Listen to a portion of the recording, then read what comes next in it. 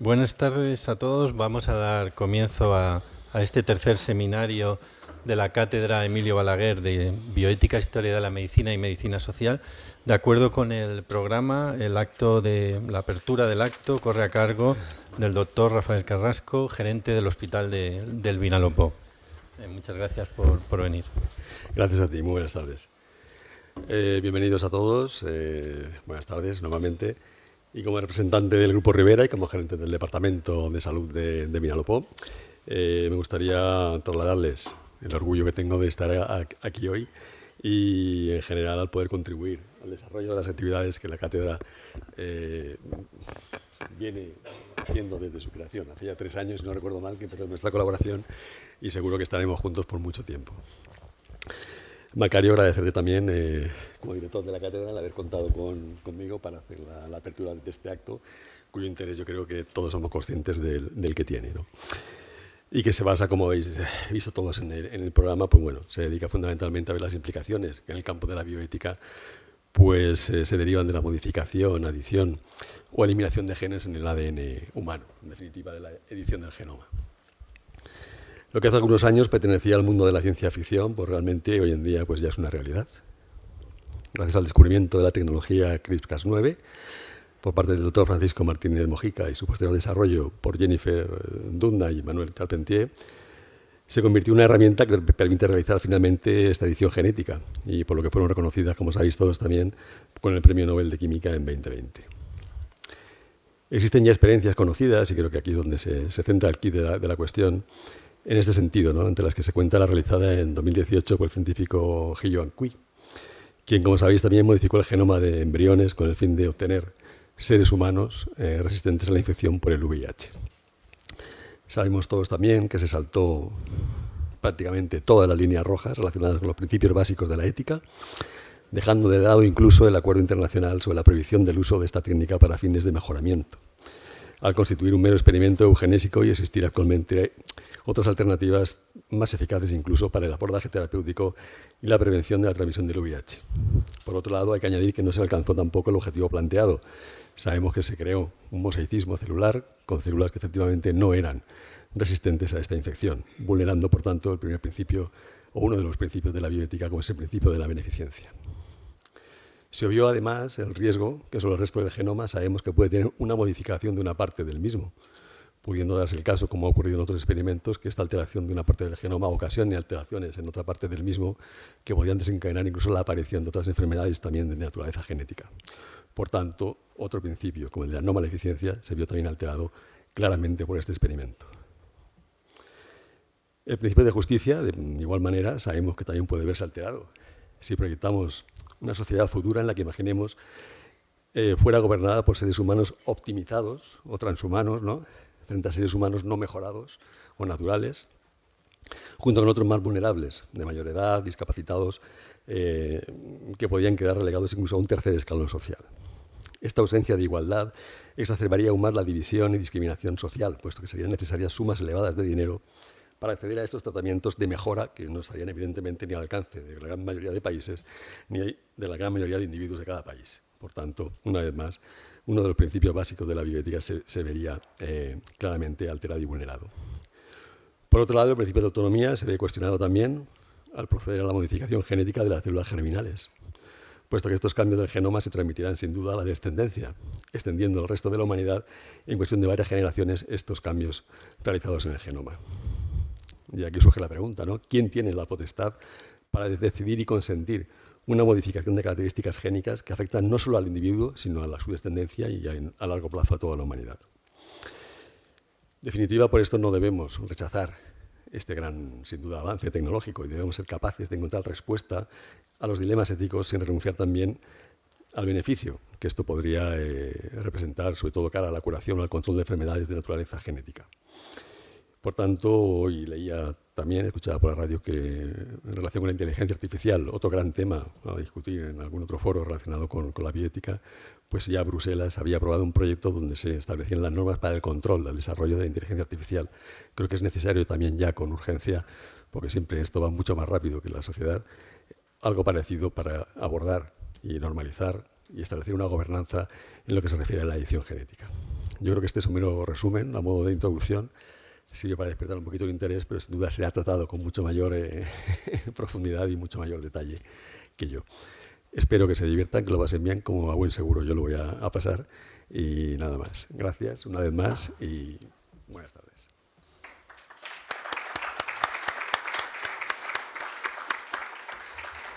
Muchas gracias, Rafael. Bueno, vamos a proceder entonces con las intervenciones. Nos hemos conjurado los ponentes en no ir más allá de 20 minutos cada uno, para que no fuera la cosa demasiado larga y luego hubiera unos minutos también para si alguien tiene interés en hacer alguna pregunta. Vamos a empezar desde las cuestiones fácticas y técnicas, ¿no? Y luego nos moveremos hacia la filosofía y finalmente siento decirles que la última ponencia, la mía, será algo jurídica, ¿no? Pero entonces, si te parece, subes, Sabrina. Sabrina, la primera ponente, Sabrina Rivero Canalejo, es profesora del área de Biología Celular de la Universidad de Sevilla e investigadora del Centro Andaluz de Biología Molecular y Medicina Regenerativa, donde ha desarrollado la mayor parte de su carrera investigadora en el área de la epigenética. Ha realizado estancias de investigación en París, en Nueva York, en Alicante también, Instituto de Neurociencias, en Dublín, y ha publicado diversos artículos en revistas de prestigio internacional. Actualmente dirige una línea de investigación sobre epigenética y discapacidad intelectual. Y el título que nos ha dado para su intervención es Estado actual de la edición genética en seres humanos. Muchísimas gracias por venir, Sabrina, y te cedo la palabra y la mesa. Gracias. Bueno, buenas tardes a todos. Gracias, antes que todo, por la invitación. La verdad que para mí es un privilegio estar aquí hoy en Alicante, en una jornada sobre edición del genoma humano, y es un privilegio estar con vosotros. Como ha dicho Macario, yo soy profesora del área de Biología Celular en la Universidad de Sevilla, y mi intención hoy es hacer una breve descripción sobre las principales tecnologías actualmente disponibles para la edición del genoma humano y sus usos terapéuticos. Si en este momento secuenciáramos y comparásemos la información genética de dos personas cualquiera de esta sala, encontraríamos que aproximadamente el 99,9% de esa información es idéntica. Eso quiere decir que de los 3.000 millones de bases o de letras que contiene cada una de nuestras células, encontraríamos aproximadamente unas 3 millones de diferencias. Esas 3 millones de diferencias son las que determinan, en parte, o son las responsables de nuestros rasgos característicos, de cómo somos, de lo que nos diferencian. Algunas de esas diferencias o variantes genéticas son responsables de que tengamos una mayor susceptibilidad a desarrollar determinadas enfermedades, y algunas de esas variantes genéticas están estrechamente asociadas con la aparición de enfermedades. Enfermedades que denominamos mendelianas o monogénicas porque son debidas a la acción de mutaciones en genes únicos, en un único gen. Estas enfermedades genéticas pueden tratarse a distintos niveles. Es posible, por ejemplo, corregir o tratar una enfermedad genética a través del tratamiento de la corrección del fenotipo clínico.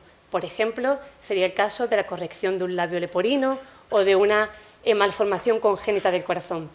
Es posible también tratar una enfermedad genética que genera una disfunción metabólica a través de una restricción dietética. Por ejemplo, evitar el consumo de proteína en niños con fenilcetonuria.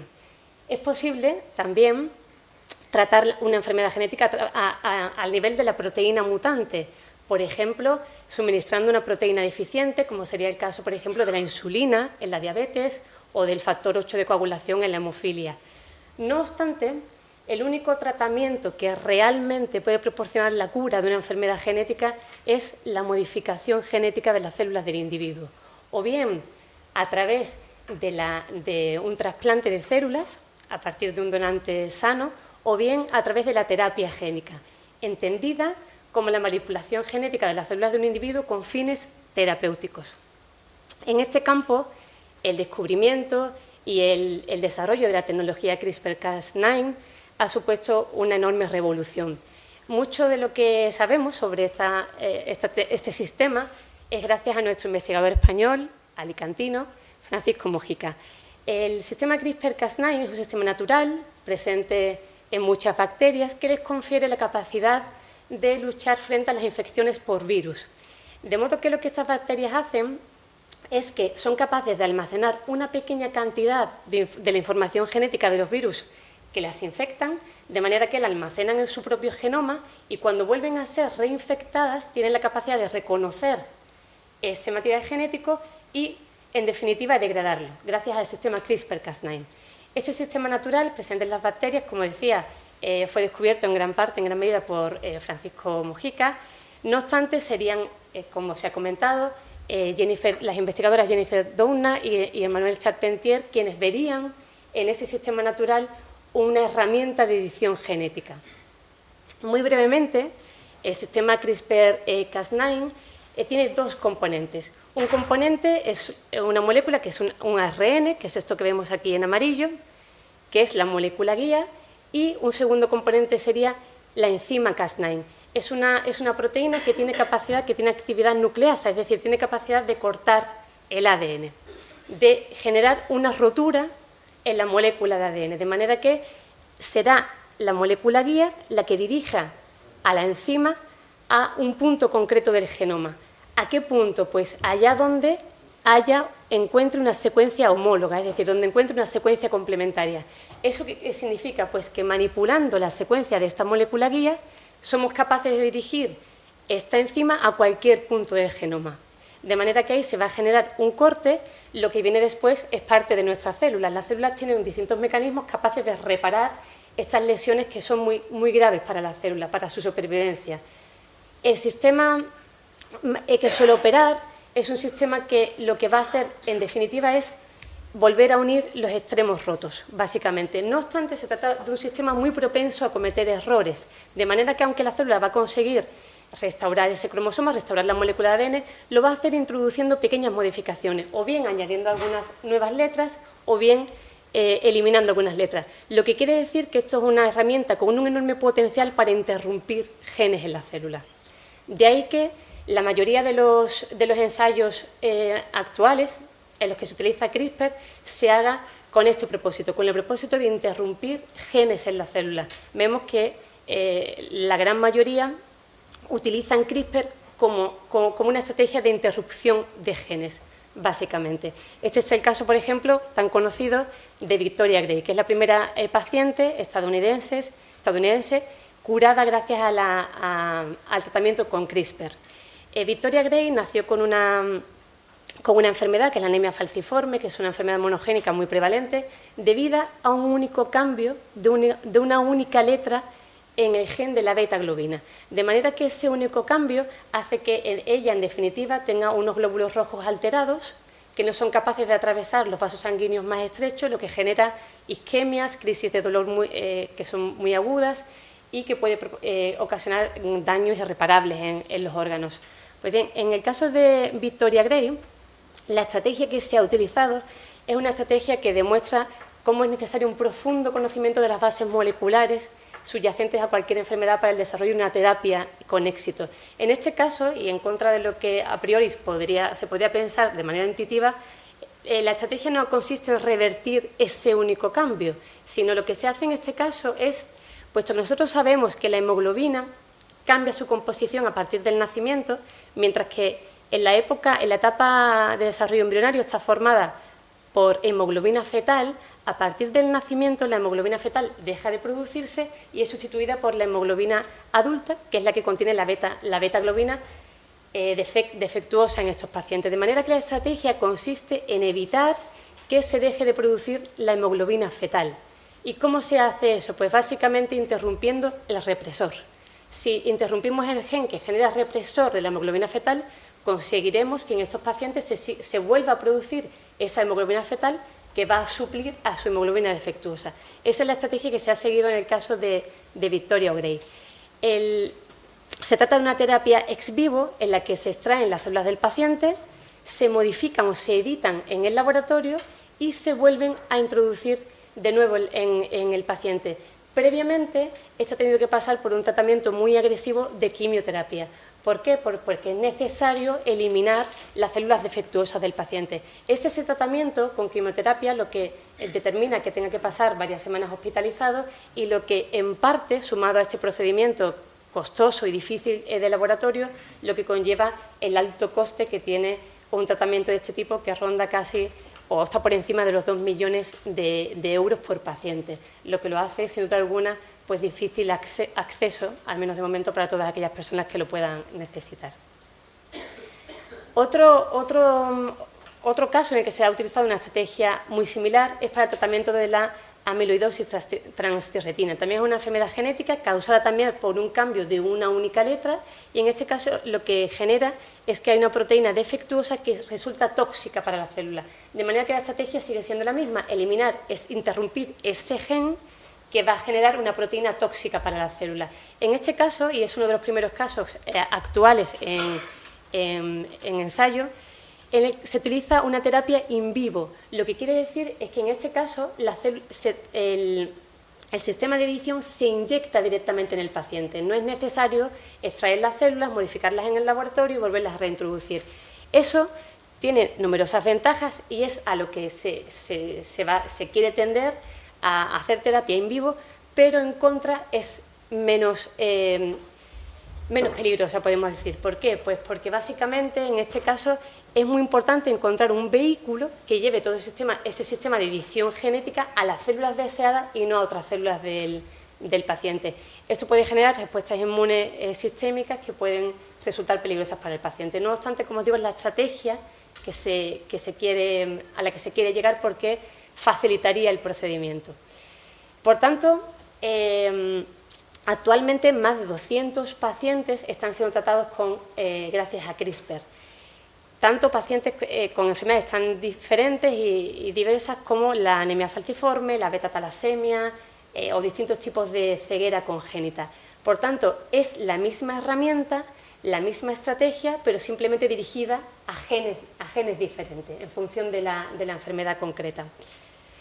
No obstante, en la mayoría de las enfermedades genéticas el problema o la estrategia a seguir no es tanto interrumpir un gen que genera una proteína defectuosa, sino que son debidas a una pérdida de función de un gen. Por tanto, en esos casos, la estrategia sería poder restaurar la función de ese gen. Eso pasaría por poder hacer modificaciones concretas a nivel del genoma.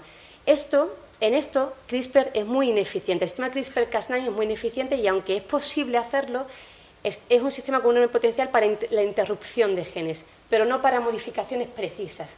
No obstante, en los últimos 2-3 años, quizá un poco más, se han desarrollado, por parte del laboratorio que dirige el investigador de la Universidad de Harvard, David Liu, 2 nuevas herramientas que utilizan componentes CRISPR como son lo que se conocen como el base editing y el prime editing. Estas 2 nuevas tecnologías tienen la capacidad de introducir cambios muy precisos en el genoma. Es decir, que es posible cambiar una sola letra por otra sin tener que hacer un corte, sin tener que interrumpir la doble hélice de ADN, lo que conlleva pues, numerosas ventajas porque no se ha de generar una lesión como es un daño cromosómico. El prime editing es una herramienta muy compleja desde un punto de vista técnico, pero que va a permitir modificar, no solamente introducir pequeños cambios de letras concretas, de bases concretas, sino que además va a permitir prácticamente restaurar, editar el genoma humano. De manera que está llamada a ser la técnica de edición del futuro, el prime editing. Ya acabamos de ver hace tan solo unos meses el primer tratamiento con éxito de los editores de bases. Es el caso que conocemos de Alisa, una niña británica con leucemia, en la que todos los tratamientos convencionales no habían tenido éxito y en el que se ha utilizado la técnica de editores de bases para modificar, en este caso, células de una donante con el objetivo final de que sean capaces de luchar contra las propias células de Alisa y convertirse en sus células del sistema inmune. Actualmente creo que lleva 8 meses sin rastro de la enfermedad.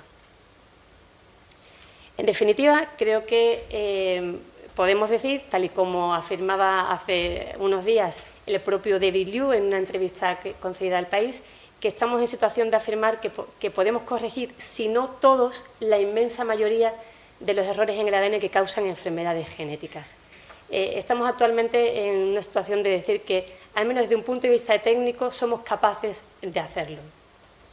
Todas estas herramientas que están permitiendo editar células somáticas de pacientes, por tanto, aquellas modificaciones que se introduzcan a través de estas tecnologías solo afectarán a esos pacientes y nunca serán transmitidas a las siguientes generaciones, pueden ser, no obstante, como es obvio pensar, utilizadas para la edición genética de la línea germinal, es decir, para la terapia génica germinal.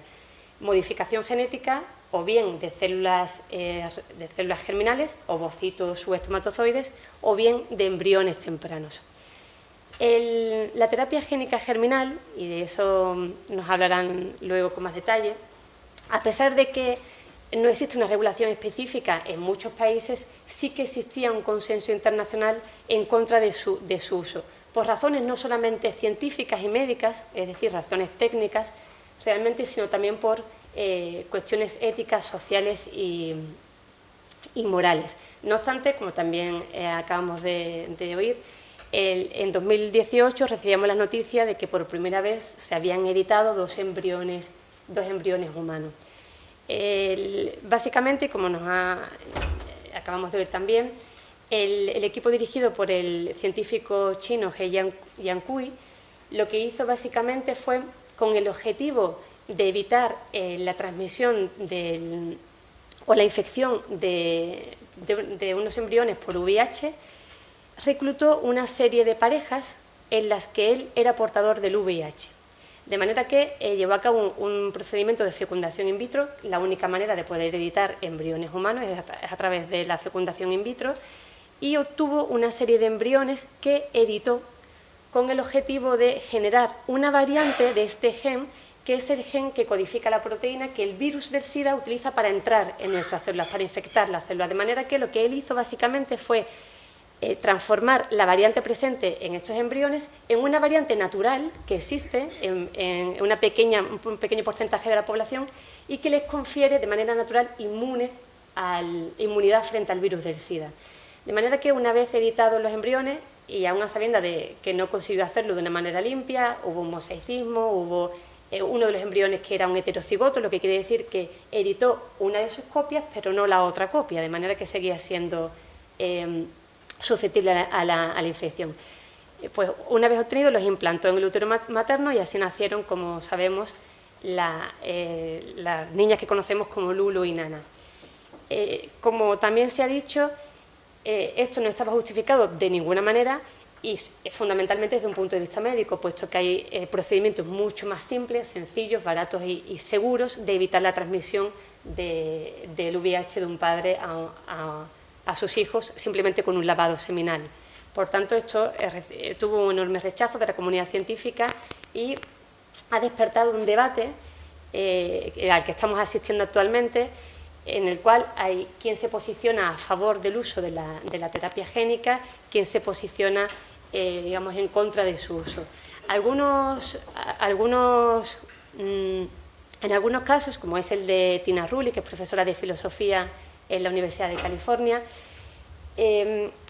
según su punto de vista, el CRISPR no puede ser visto como una técnica que proporcione la cura de enfermedades genéticas, porque para ello sería necesario previamente generar embriones que tendrían que ser analizados, obviamente, y seleccionados aquellos que tuvieran la enfermedad para su edición y para su posterior implantación y embarazo. Por tanto, según Tina Rulli, el único valor real del uso de CRISPR en la terapia reproductiva sería ayudar a un número muy reducido de parejas que no son capaces de generar embriones sanos. Lo cierto es que estas situaciones las encontraríamos en muy pocos casos, porque tendría que ocurrir que por diversos motivos la pareja no pudiera de ninguna manera generar embriones sanos, de manera que, según Tina Rulli, no estaría justificado debido al bajo número de personas que podrían beneficiarse de este uso terapéutico. No obstante, algunos investigadores que sí que están a favor de la terapia génica ponen el foco de atención en el tratamiento de la infertilidad. Lo cierto es que sabemos que aproximadamente un 1% de los hombres son azoospermicos, quiere decir que no generan esperma. Un 1% de las mujeres a nivel global presentan insuficiencia ovárica prematura. Y también sabemos que aproximadamente la mitad de todos estos casos son debidos a causas genéticas. Por tanto, en este caso, la edición, la modificación genética de células germinales, puesto que en este caso no habría otra opción posible, son las células que hay que modificar, quizá sí podría tener una mayor repercusión para el tratamiento de la infertilidad. De ahí que algunos investigadores propongan o piensen que será la infertilidad, el tratamiento de la infertilidad, donde se va a poner el foco en un futuro muy cercano para el uso de la edición genética, digamos, reproductiva o de la línea germinal.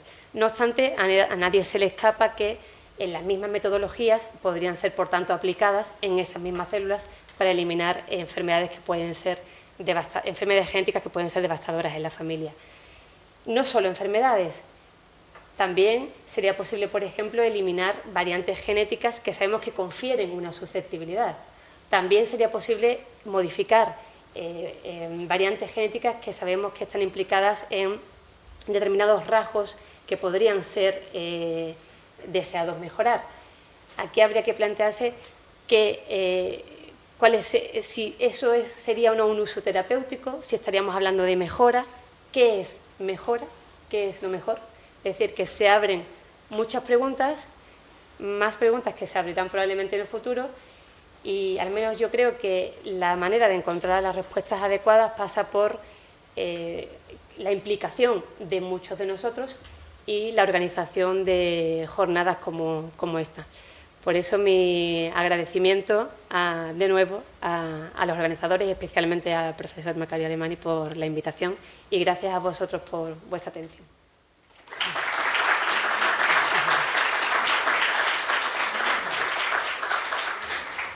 Muchas gracias, Sabrina, por la exposición, que ha sido magnífica, y además te has ajustado al tiempo con una precisión científica. Bueno, ahora tenemos, le corresponde el turno a Francis Wolff, que es catedrático emérito de l'École Normale Supérieure de París, donde dirigió el departamento de filosofía. Ha sido profesor en las universidades de París, Nanterre, Reims, Sao Paulo, e invitado a numerosas universidades de Francia, España, Brasil y los Estados Unidos. Es uno de los filósofos más reconocidos en Francia.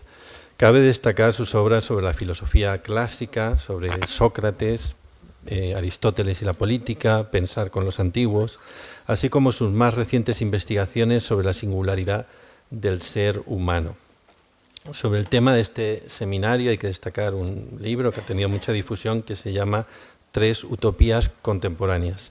Hay un pequeño cambio en el título. El tema de su ponencia va a ser ¿la vida y los seres vivos tienen valor en sí mismos?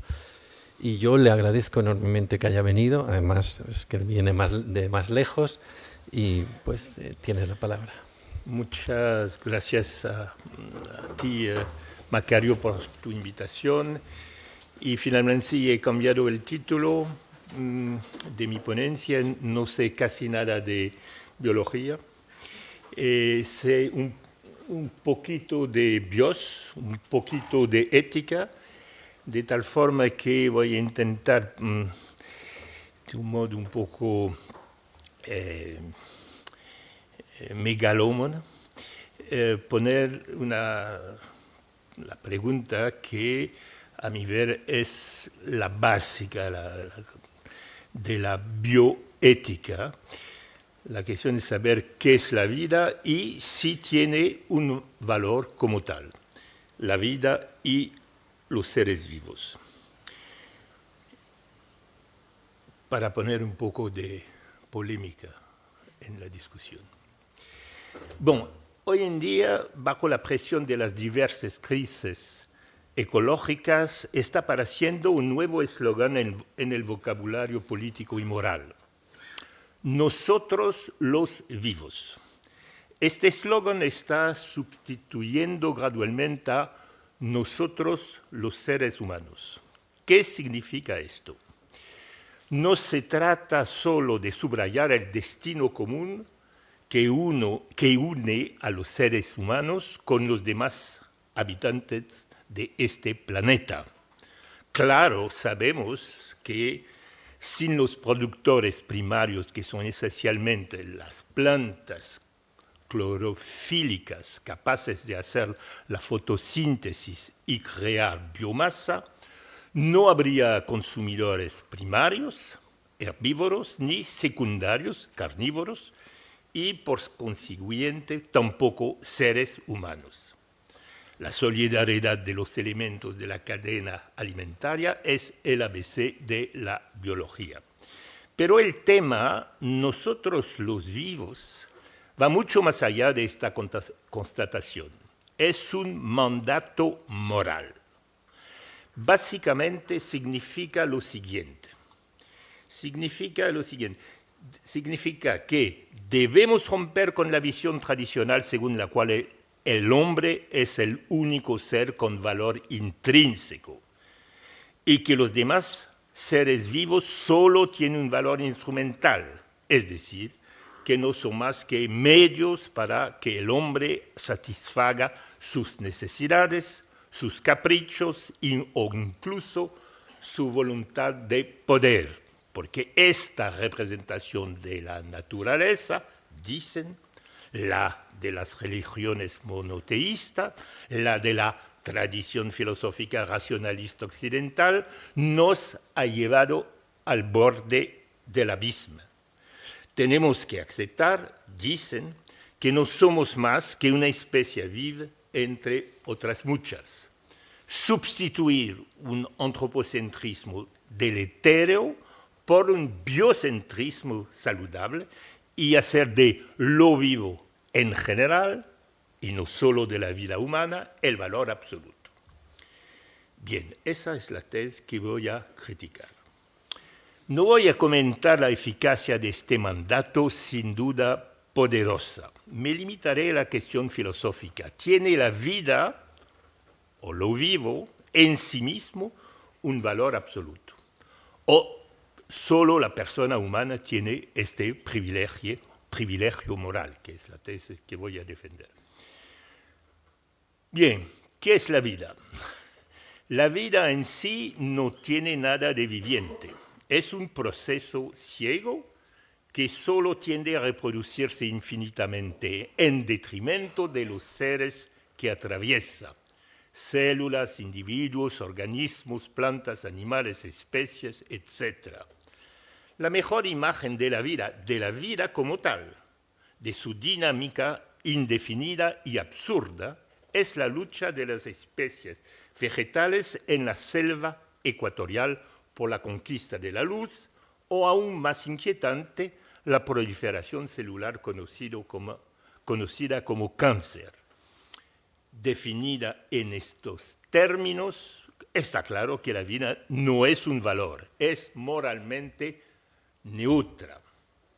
Por eso hay que proponer otra manera de considerar la vida, ya no desde fuera como un dinamismo ciego, sino desde dentro, por así decirlo, como una fuerza interna a todo ser vivo. Desde este punto de vista, la vida es en efecto un valor. La vida es la finalidad interna de todas las acciones de un ser vivo. Les da sentido, incluso para todos aquellos seres vivos que no son conscientes de ellas, plantas, bacterias, insectos, etc. Seguir vivo, cueste lo que cueste, resistir a la muerte reproduciendo su propia sustancia por metabolismo o reproduciéndose en otro ser vivo similar por generación. Todo organismo utiliza todos los medios posibles para perpetuarse, Así, de esa forma, valora como bueno lo que favorece su vida o la de sus congéneres y como malo lo que les perjudica.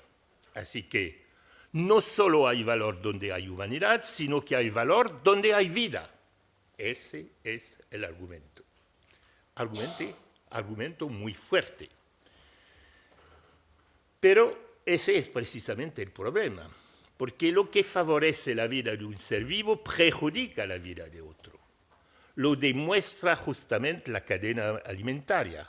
Por ejemplo, un animal se alimenta de sustancias orgánicas, es decir, plantas o animales. Esto contradice la idea del respeto absoluto a la vida, ya que un animal solo puede vivir absorbiendo o destruyendo seres vivos.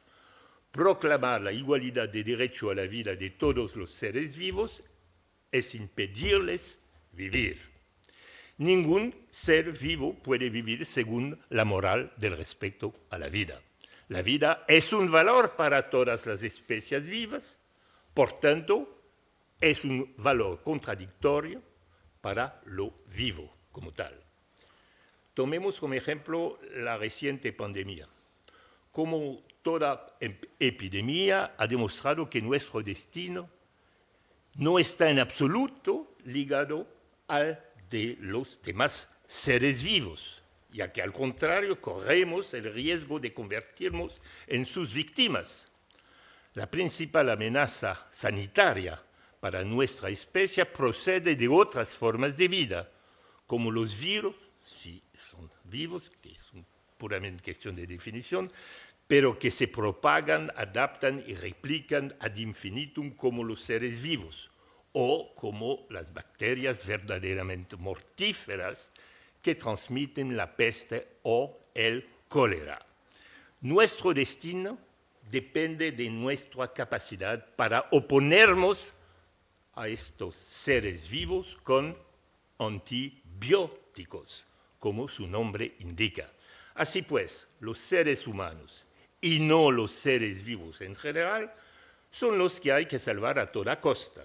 Y esto no se debe a ningún tipo de antropocentrismo, ni siquiera a una especie de especismo censurable, porque cualquier especie es necesariamente especista, so pena de muerte, sino a que consideramos un deber moral absoluto respetar y salvaguardar toda vida humana. Por supuesto, eso no nos da derecho a utilizar a nuestro antojo a los seres vivos, en particular a los animales, y a tratarlos como meros medios para satisfacer nuestras necesidades.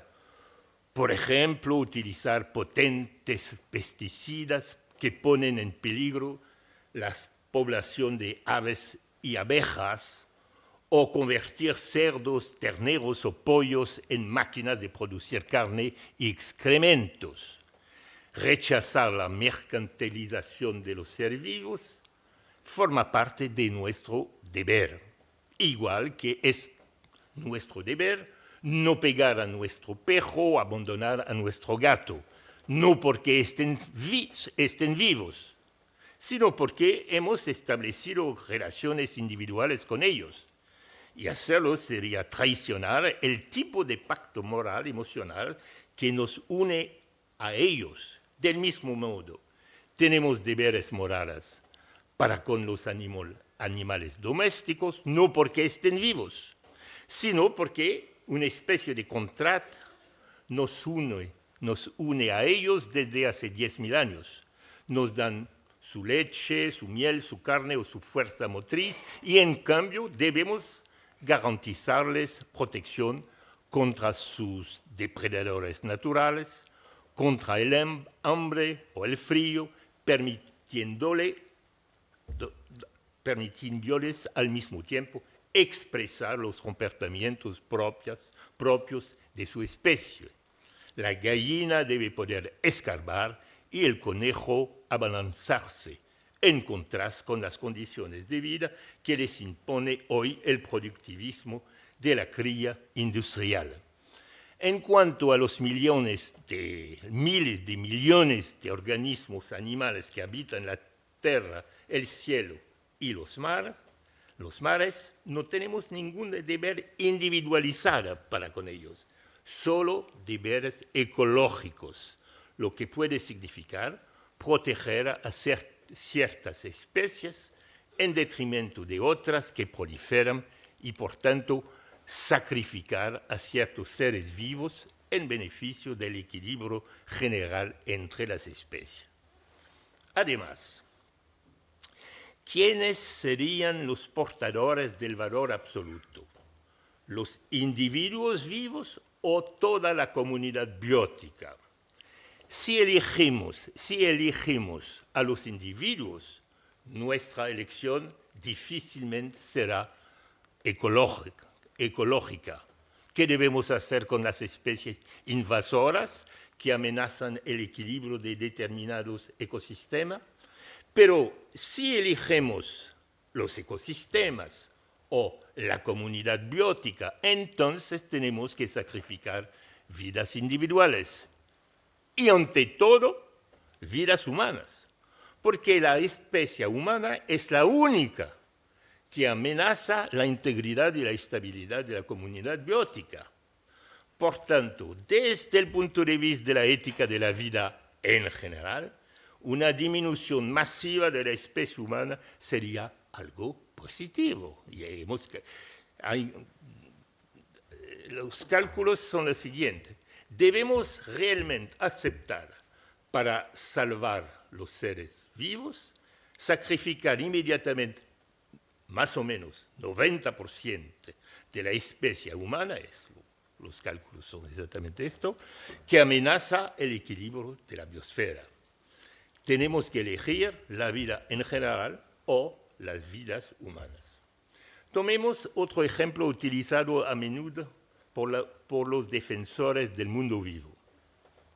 Dicen, la emergencia climática amenaza no solo a la comunidad humana, sino a todas las especies vivas. Por tanto, debemos protegerlas porque tienen el mismo valor que la especie humana. Bien, ¿qué contestar? En efecto, existe una emergencia climática. El cambio climático ya está teniendo consecuencias dramáticas para la parte más expuesta de la humanidad y tendrá consecuencias catastróficas para toda la humanidad en el futuro, con la posible excepción de la parte más rica de la humanidad, que siempre encontrará los medios para protegerse. Pero no existe ninguna amenaza para las demás especies vivas como tales. ¿Por qué? Con el cambio climático, algunas especies desaparecerán, otras proliferarán y otras aparecerán. ¿Será dramático para las que desaparezcan? En absoluto, porque ya no existirán. La única especie para la que esto sería trágico es la humana, la que seguirá existiendo, la que es nuestro deber absoluto garantizar que siga existiendo nuestra humanidad. En efecto, nuestra comunidad moral se extiende no solo en el espacio, a todo el planeta, sino también en el tiempo, a toda la humanidad futura, porque somos la única especie que puede mirar hacia atrás y proyectarse en el futuro, sobreviviendo a través de nuestros descendientes, nuestras obras y nuestras creaciones culturales. Así que, una vez más, es la humanidad y solo la humanidad la que hay que preservar a toda costa del cambio climático. Esto nos disminuye en absoluto nuestra responsabilidad ecológica. Al contrario, la aumenta, ya que depende de nosotros y solo de nosotros garantizar que el planeta siga siendo habitable hoy y a largo plazo para las futuras generaciones humanas. Bien, último argumento del defensor de la vida podría buscar un último refugio. Podría acabar concediendo que lo que tiene valor absoluto es la vida humana. Por tanto, en este caso puede corregir su eslogan inicial, diría, nosotros los vivos humanos, pero también se equivocaría. La vida en sentido biológico, aunque sea humana, no tiene valor absoluto, contrariamente a lo que pretende hoy una interpretación reciente del dogma cristiano que ha sustituido la preocupación por la salvación del alma por la conservación de la vida orgánica y declara sagrada a esta última. Contrariamente a la tradición tomista, hace de la interrupción voluntaria del embarazo un mal en sí y de la prolongación de la vida humana un bien en sí. Esto va en detrimento de la libertad y la dignidad de las personas y en particular de la libertad de las mujeres para controlar su propio cuerpo. Así pues, ni siquiera una moral centrada en la vida humana es humanista. Lo que tiene valor absoluto son las personas y a través de ellas la humanidad concebida como comunidad moral. Pues todas las personas, y solo las personas, son moralmente iguales. Los seres vivos, en cambio, son desiguales. Es la condición misma de la vida. Defender el valor absoluto de la vida es arriesgarse a condenar a muerte a todos los seres vivos y a los seres humanos en particular. Ni la vida, ni los vivos, ni siquiera la vida humana tienen valor absoluto. Esto no significa que tengan simples valor instrumental, porque la oposición entre valor intrínseco y valor instrumental es demasiado rígida para abarcar la sutil jerarquía de los valores. Su valor está subordinado al de los seres humanos. Solo la humanidad presente y futura, y por tanto todas las personas vivas o futuras, tienen valor absoluto. Muchas gracias.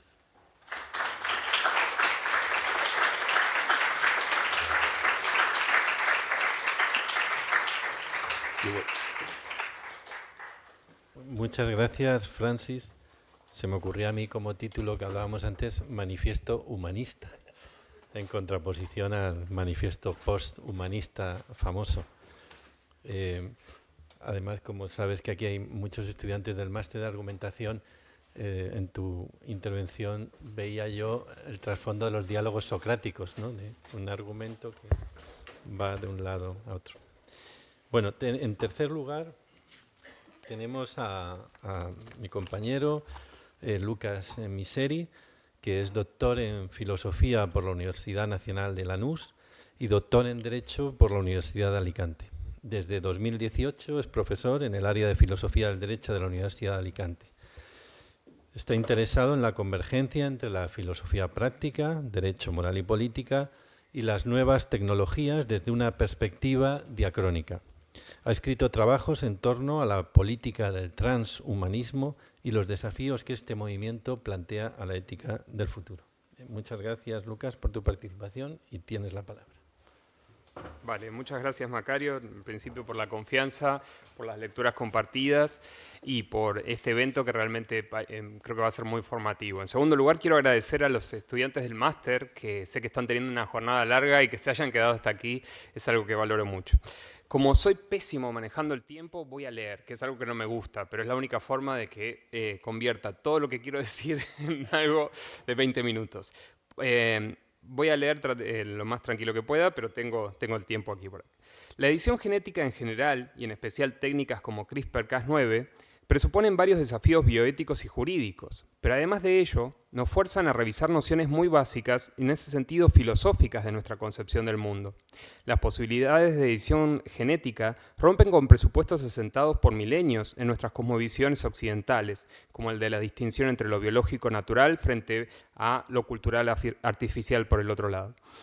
Esto porque lo biológico deja de ser percibido como algo dado, fatal en el sentido de inexorable, puesto que podemos intervenir sobre ello de modo cada vez más activo, al punto de que lo biológico y lo artificial dejan de ser una dicotomía para devenir un continuo. Sin embargo, el enfoque de mi presentación no estará ni en los aspectos técnicos de la llamada genética dirigida, los que por mi formación lamentablemente ignoro, salvo por algunas lecturas divulgativas, ni en los problemas éticos jurídicos concretos que se derivan de su aplicación, con los que me siento un poco más cómodo por mis lecturas sobre bioética. Lo que me interesa aquí es pensar el desafío de la genética a nuestro concepto de ser humano. Esto es lo que podría enmarcarse en una disciplina parcialmente olvidada, la antropología filosófica. Elijo este enfoque porque asumo que nuestros criterios éticos se apoyan en una concepción del ser humano y solo podemos aplicarlo si esa concepción está medianamente clara. En general, tanto por mi formación como por mi pertenencia a la especie humana, me considero comprometido con el humanismo, por lo cual lo que busco en esta breve presentación es brindar una respuesta a la pregunta de si se puede resignificar el humanismo en tiempos de CRISPR-Cas9. Como el tiempo que tengo es escaso, invertiré el orden de mi trabajo y empezaré mi recorrido por mis puntos de llegada, en lugar de los puntos de partida. En el título prometo distinguir entre conceptos confusos como humano, transhumano y poshumano. Creo que la forma de entender esos conceptos es como una serie de cambios graduales ejercidos por el mismo ser humano sobre el ser humano. Cambios en el modo de autopercibirnos y en características concretas compartidas regularmente por la especie. Si con Ortega y Gasset podemos decir que el ser humano es el ser técnico por antonomasia, es decir, aquel que usa lo cultural para suplir lo biológico y adaptar su medio a sí mismo, a sus características, el ser transhumano es aquel que funde lo cultural y lo biológico por medio de las llamadas tecnologías emergentes o NBIC, nanotecnología, biotecnología, informática y ciencias cognitivas, al obtener mejoras cuantitativas sobre las propias características. El ser poshumano sería aquel agente autónomo que se habría independizado en gran medida, si no en su totalidad, del sustrato biológico por medio de mejoras cualitativas. Para un filósofo como Nick Bostrom, un poshumano sería un ser humano reconfigurado por medio de la tecnología para evitar la enfermedad, aumentar la cognición y mantener emociones placenteras, idealmente sin límite. No hay acuerdo sobre si esa reconfiguración se haría en forma de entidades mitad biológicas, mitad cibernéticas, o si se trataría de conciencias subidas a una red eléctrica. Pero asimismo, poshumano se emplea también en el contexto de las humanidades y las ciencias sociales como una visión que considera superado el humanismo y el antropocentrismo, de lo que nos hablaba el profesor Wald. Esta perspectiva es crítica del transhumanismo por su visión de lo poshumano como conciencias desencarnadas. Asimismo, el poshumanismo crítico subraya el aspecto artificial de nuestras concepciones más corrientes en cosmovisiones occidentales. Por ejemplo, la primacía de lo humano sobre lo animal, las distinciones entre los sexos, la dualidad mente-cuerpo, etc. De esa caracterización respondo a la pregunta esta que me interesa, que es cómo pensar el humanismo hoy con estas nuevas técnicas de edición genética. Y sostengo que coincido con Bostrom en que hay una cierta interpretación del transhumanismo que incluiría mejoras como CRISPR, haciéndolas compatibles con el humanismo tradicional, en tanto que conciben a la dignidad humana como asociada a la mejora de la condición humana, tanto para el individuo como para el grupo. Vamos a ver que esto es clave para después. Al mismo tiempo concedo al poshumanismo crítico que la creencia transhumanista en una humanidad posbiológica es desacertada. Creo que ahí hay unos problemas con respecto a la continuidad, problemas de identidad, pero bueno, es para otro espacio. Al mismo tiempo considero que la promesa de la inmortalidad no hace más que reemplazar el lugar ideológico que ocupaba la religión. No obstante, creo que el poshumanismo crítico en su discurso que busca dejar de lado el humanismo y el antropocentrismo rompe la posibilidad de un espacio de valores compartidos y de la comunicación entre distintos seres humanos, en favor de planteos comunitaristas, animistas y meramente identitarios. Si me queda algo de tiempo, aclararé que defiendo un transhumanismo moderado o democrático, socialdemócrata en términos de Manuel Atienza, que en Europa suele ser llamado tecnoprogresismo, porque considera que existen razones morales para justificar no solo el uso de edición genética de modo terapéutico, sino también de modo meliorativo. La justificación de esa postura radica en el humanismo entendido como una perspectiva que pone el énfasis en la comunicación entre seres inteligentes y el cuidado de los sintientes, sobre la base de una idea de dignidad no como objetivo a alcanzar, sino como un umbral de vida bueno.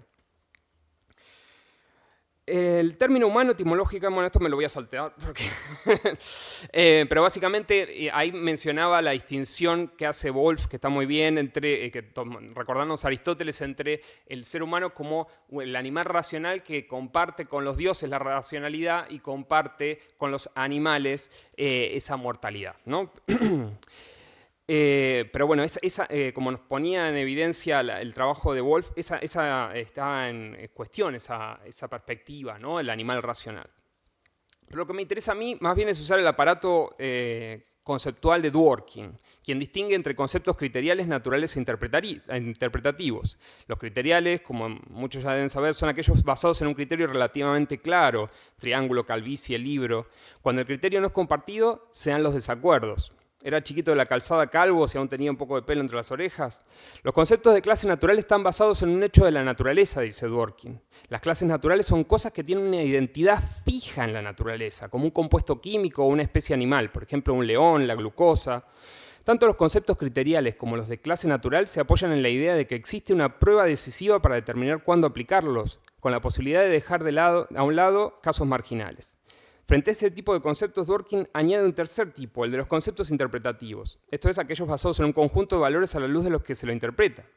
Humano incluye al menos dos conceptos centrales. Por un lado, humano como concepto de clase natural, Homo sapiens, especie con unas ciertas características concretas que lo hacen formar parte del orden de los primates, la clase de los mamíferos. Para Aristóteles bastaba con decir que dentro del género de los animales es el que tenía la diferencia específica del logos, con todo lo que eso implica, por ejemplo, inteligencia verbal y capacidad comunicativa. En la actualidad, diversos estudios se esfuerzan en mostrar que los atributos del logo estarían presentes en otras especies, los grandes mamíferos sobre todo. Asimismo, se pone en duda el carácter fijo de nuestras clasificaciones biológicas. Una especie no es algo inmóvil, sino que puede continuar evolucionando. De hecho, los avances en biotecnología nos sitúan frente a la condena sartreana de la libre elección en un campo más amplio, que incluye nuestra propia biología y la de nuestra descendencia. En palabras de Jennifer Doudna, dice, CRISPR nos otorga el poder de alterar radical e irreversiblemente la biosfera en que habitamos, brindándonos el modo de reescribir las moléculas de la vida de la manera que queramos. Fin de cita. El otro concepto de humano que empleamos es el interpretativo, donde atribuimos a la humanidad una serie de virtudes que consideramos parte de ese concepto, como compasión, justicia, valor, sinceridad. Es en este sentido en el que se dice que los Homo sapiens, particularmente crueles, son inhumanos. Es decir, no cumplen con los valores que involucra el concepto interpretativo de humanidad. En inglés tienen dos palabras, ¿no? Human y humane. Humane remite al concepto interpretativo de humano, la humanidad como un valor moral superador del mero hecho de pertenecer a una cierta especie. El humanismo en sus principales formas se ha hecho eco de este concepto interpretativo. Los Studia Humanitatis del Renacimiento formaban a los Homo sapiens en genuinos seres humanos, al permitirles desarrollar las habilidades propiamente humanas, que no eran otras que las del discurso oral y escrito y un cierto conocimiento moral. La edición genética para transformar la propia biología y la descendencia implica una ruptura con el concepto de clase natural humano, pero no necesariamente con el concepto interpretativo. Es por ello por lo que volveré sobre el problema del humanismo entendido como una concepción normativa-interpretativa del ser humano. Freud escribió: todos sabemos que las investigaciones de Darwin y las de sus precursores y colaboradores pusieron fin hace poco más de medio siglo a esta exaltación del hombre. El hombre no es nada distinto del animal, ni algo mejor que él, procede de la escala zoológica y está próximamente emparentado a unas especies y más lejanamente a otras. Si bien la afirmación es discutible, lo indiscutible es que la obra de Darwin modificó el modo en el que concebimos al ser humano, especialmente su origen y su futuro, aunque la teoría darwiniana de la pangénesis haya sido descartada. En 1883, Galton, el sobrino de Darwin, acuñó el término eugenesia, al tiempo que propuso políticas para privilegiar la reproducción de los más favorecidos por la lotería natural. En el siglo XX expandió horribles prácticas eugenésicas, no solo en el siglo, no Galton, pero Galton ayudó, no solo entre los nazis, quienes además del holocausto esterilizaron a la fuerza a cientos de miles de personas, sino que previamente habían tenido lugar al otro lado del Atlántico. Es paradigmático el caso Buck contra Bell de 1927, donde el célebre juez Oliver Holmes, del que hablábamos esta mañana, en tanto que ponente de la sentencia de la Corte Suprema, escribió para justificar la esterilización de una joven que ya está bien con 3 generaciones de imbéciles. Esto además de esas frases, ¿no?, que condensan mucho en poco, esto además de legitimar esterilizaciones forzosas que venían llevándose adelante desde principios de la década de 1920, dio un impulso al movimiento eugenista que solo los horrores del nazismo frenarían.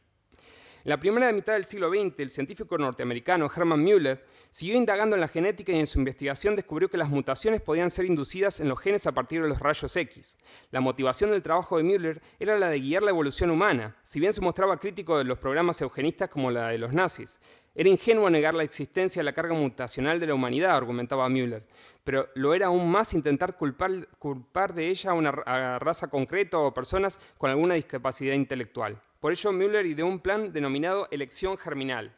Los espermatozoides, los especímenes más viriles, se recopilarían y almacenarían en congeladores subterráneos para proteger su ADN de la radiación y los rayos cósmicos. Los humanos del futuro tendrían su descendencia controlando así la carga de mutaciones de la especie y evitando la aparición de enfermedades y malformaciones. En ese mismo 1946, en el que se le da a Müller el Premio Nobel de Fisiología por el descubrimiento de esas mutaciones inducidas por radiación, Sartre pone en una conferencia que se llama El existencialismo es un humanismo, donde sobre todo hace hincapié en el hecho de la fatalidad de tener que decidir sobre la propia humanidad, que no hay tal cosa como una esencia fija humana, no hay este concepto, si se quiere, de clase natural, dice él, lo pone en términos más complicados, pero que la existencia en el caso del humano antecede a la esencia. En otras palabras, que somos proyecto, que somos algo que nos construimos a nosotros mismos. Pero además dice otra cosa interesante, que dice, no hay ninguno de nuestros actos que al crear al hombre que queremos ser, no crea al mismo tiempo una imagen del hombre tal como consideramos que debe ser. Es decir, en nuestras elecciones, en nuestro proyecto de vida también afectamos a la humanidad como un todo, ¿no? Entonces, por eso también la cuestión de no solo en elección de línea germinal. Tenía algo sobre Heidegger y cómo se había recuperado la pregunta por el humanismo, pero lo voy a saltar porque no llegó con el tiempo. También tenía algo sobre Sloterdijk, que tiene un texto muy provocativo que es Reglas para el parque humano, donde parque humano es una metáfora como zoológico humano, y es lo que dice que el modelo humanista se basaba sobre todo en la idea de lectura de clásicos, de la lectura, y dice, con los medios masivos de comunicación eso se perdió. Esos libros que son cartas ya no funcionan, no se forma al ser humano de ese modo. Entonces dice, ¿volvamos a qué? Volvamos a criar como la selección artificial que se hacía, hagamos lo mismo. Y si usamos estas técnicas antropotécnicas, volvamos a mejorar la humanidad, pero no por medio de la educación, lo cual fue muy criticado por Habermas y por muchos otros. Pero, de nuevo, yo no quiero defender ese antihumanismo o no humanismo, como lo quieran llamar, sino quiero saber si tiene sentido todavía sostener en estos tiempos de estas nuevas tecnologías el humanismo. Yo creo que sí. Cito a Bostrom, ¿no?, este filósofo sueco que está investigando riesgo existencial y otras temáticas asociadas al transhumanismo, que tiene un texto muy breve que se llama En defensa de la dignidad poshumana, en la que sostiene que el ideal transhumanista de una dignidad poshumana es compatible con el ideal humanista de la modernidad. Lo que cambian son los medios. Para Bostrom, la dignidad consiste en nuestro potencial y no en nuestro origen. La diferencia radicaría en que si en la modernidad la mejora se daba por medios como la educación y el cuidado, hoy a esos métodos se suma la biotecnología. No obstante, mezcla los conceptos nuevamente y dice que en comparación con nuestros antepasados se podría decir que ya somos poshumanos, lo cual ya trae más ruido, ¿no? La selección artificial es algo que acompaña al ser humano desde tiempos inmemoriales. Probablemente sea así como domesticamos a una buena parte de los animales. Desde Platón hasta los autores utópicos de los siglos XVI y XVII se preguntaron: si nos preocupamos tanto de la cría de nuestro ganado, eligiendo los mejores caracteres para que se hereden, ¿por qué no hacerlo con los humanos? ¿No lo hacemos ya no solo mediante la elección de nuestras parejas reproductivas o mediante los controles prenatales hoy de rutina? Dice una de las investigadoras que contribuyó al desarrollo de CRISPR-Cas9, de esta Dauna, ¿no? En cualquier parque para perros podrán encontrar un chihuahua de 2 kilos jugueteando con un gran danés de 100 kilos, ambos miembros de la misma especie. ¿Qué es la cría sino otra herramienta de manipulación genética como CRISPR, solo que menos eficiente? Pero al mismo tiempo, fin de cita. Pero al mismo tiempo, frente al temor de la posibilidad del uso en humanos de esta tecnología, recomienda, junto a Baltimore y otros autores, en 2015, a evitar la edición germinal, crear foros de expertos científicos y bioéticos como para discutir, fomentar las prácticas transparentes, establecer grupos globales para seguir reflexionando. Ella dice como que no tiene claro, pero asume que es una tecnología accesible para muchos laboratorios y por tanto peligrosa porque ya se está empleando sin demasiado control. Paradójicamente es Sloterdijk, un autor no humanista, quien responde positivamente a la pregunta de Platón y de los utópicos como Moro, Campanella o Bacon frente a la caducidad del modelo humanista tradicional, la mejora humana por medio de la educación, contrapone el modelo antropotécnico, la mejora por manipulación genética. Si la idea de mejoramiento, enhancement, presupone una escala de valores sobre la que se establecen ciertos fines en el marco en el que un sujeto se le añade una característica que lo pone en un estado mejor que si no la tuviera, la cuestión es si esa mejora es compatible con una concepción de la dignidad humana, y si lo es, ¿por qué debería ser opuesta al humanismo y no una deriva lógica de él? El planteo de Sloterdijk es errado porque plantea una falsa oposición entre educación y crianza. Oposición que en el idioma español no es tan patente, dado que llamamos al conjunto de cuidados y saberes que transmitimos a nuestra descendencia crianza. Nosotros criamos niños. Del mismo modo que consideramos justificada la imposición de una educación pública básica, en un futuro cercano podrían incluirse otros mejoramientos como igualmente justificados. Teniendo en cuenta que la edición genética debe llevarse adelante con extrema precaución y siempre en procesos graduales, partiendo principalmente de las enfermedades, ¿por qué limitarse a ellas? Si se pudiera establecer políticas públicas que garantizasen un acceso igualitario a esos procedimientos, ¿tendrían todavía fuerza los contraargumentos consecuencialistas? Si, como dijo James Priest, el genoma de cada persona es como un libro de 23 capítulos, ¿por qué la humanidad no puede contribuir a su reescritura como si se tratase de una novela en cadena? ¿Por qué el azar sería moralmente superior a una elección fruto de una discusión crítica sobre la base de una visión de mejora de la calidad de vida humana? Creo que el futuro implicará mayor edición genética y espero la misma se apoye en el ideal filantrópico que caracteriza al humanismo bien entendido y no a unos pocos privilegiados que puedan acceder a los procedimientos. Gracias.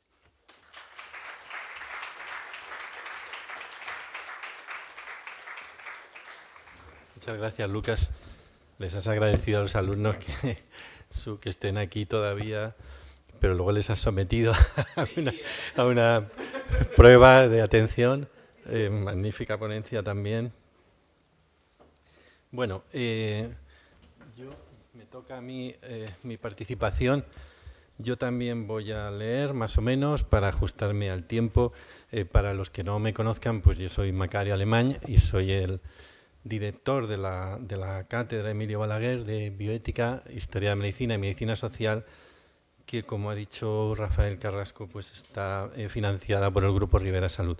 Además, soy profesor del área de Filosofía del Derecho de Alicante y, bueno, pues me he dedicado a temas de bioética desde hace tiempo. Mi tesis doctoral versó sobre el paternalismo jurídico y a partir de ahí fui sacando pues un hilo que era el paternalismo médico y a partir de ahí fui metiéndome en estos asuntos. El objeto de mi exposición va a ser ofrecer una muy sucinta presentación de lo que sería el panorama de la regulación jurídica sobre este tema de la edición genética y en particular centrándome en lo que me parece más problemático, que es la edición genética en línea germinal heredable, ¿no? Es decir, orientada a la reproducción, ¿no? Bueno, Manuel Atienza, en una conferencia que impartió el año pasado en este mismo foro, en la segunda conferencia Emilio Balaguer de Bioética, repasando algunos de los problemas más acuciantes que plantea el poder que se ha adquirido de incidir en el genoma de los seres vivos y en particular de los seres humanos, distingue entre una aproximación ética que llama común y otra que llama radical. De acuerdo con la aproximación ética común, se trata de aplicar el conjunto de los principios de la bioética, sobre los cuales recae un importante consenso, a la solución de los problemas morales que nos plantea la edición genética. Por ejemplo, el problema, sobre el que volveremos más adelante, de si deberíamos permitir la edición genética para eliminar o evitar enfermedades, pero prohibir la que tenga por fin una mejora. Por su parte, la aproximación radical supone plantearse la siguiente pregunta, cito, ¿hasta qué punto ese tipo de problemas y las respuestas que se den a los mismos ponen en cuestión los propios fundamentos de la moral?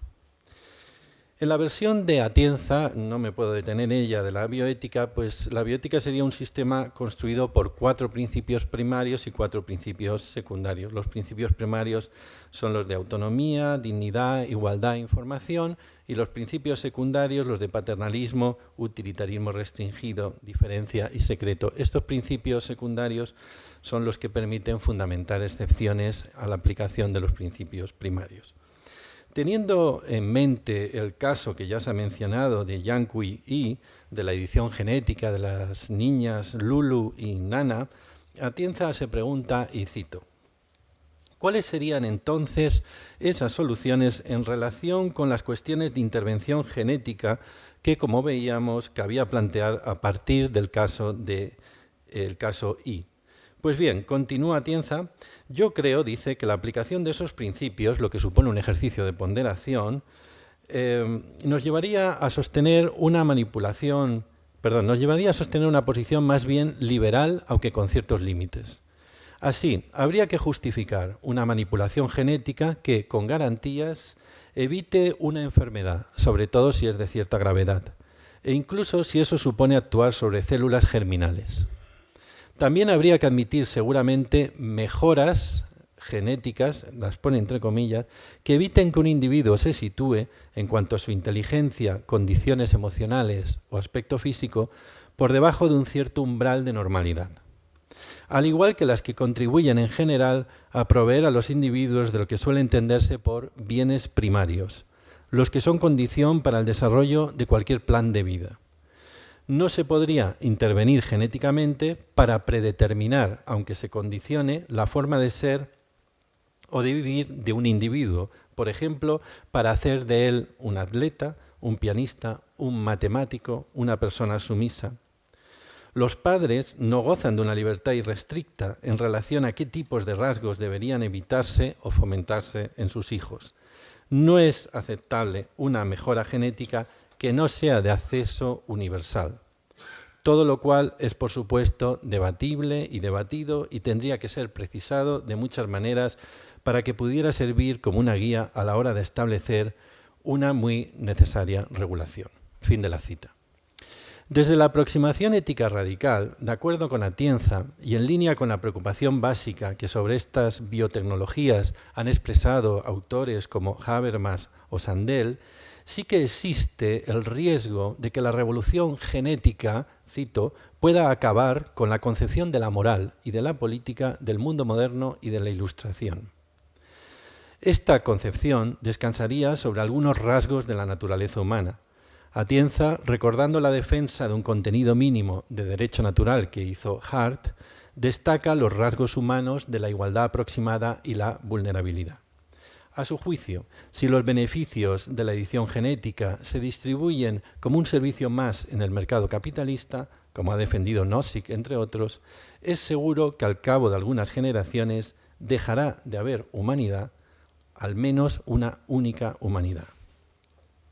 Estas dos aproximaciones, la de la ética común y la radical, de Atienza, pueden ser rastreadas en el panorama de la regulación de la modificación genética intencional de seres humanos, tanto a nivel global como regional. A nivel global, en 1977, la UNESCO aprobó 2 declaraciones sobre este tema.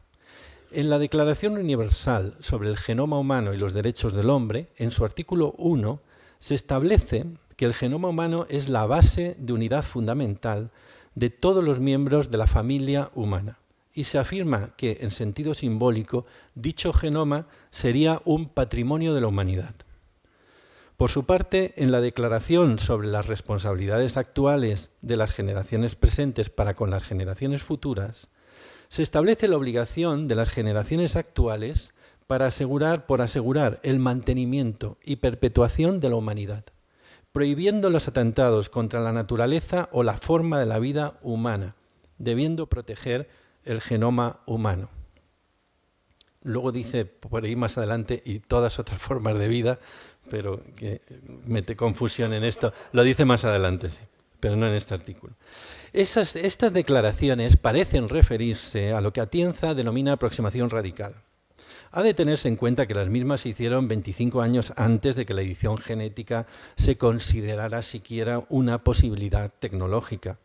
Pero cuando la clonación del primer ser vivo, la oveja Dolly, había puesto de manifiesto que, por decirlo en términos llanos, el aumento del poder genético por parte de los seres humanos entraba en una nueva era. Sin embargo, la revolución CRISPR no creo que haya dejado obsoletas a estas declaraciones, si bien deben ser reinterpretadas. A mi juicio, el derecho a formar parte de la comunidad moral que llamamos humanidad, configurada por los valores de igualdad, dignidad y autonomía, debe tratarse como un derecho inalienable de todos los seres humanos, y en tanto que inalienable, indisponible por sus propios titulares y no susceptible de enajenación por otros.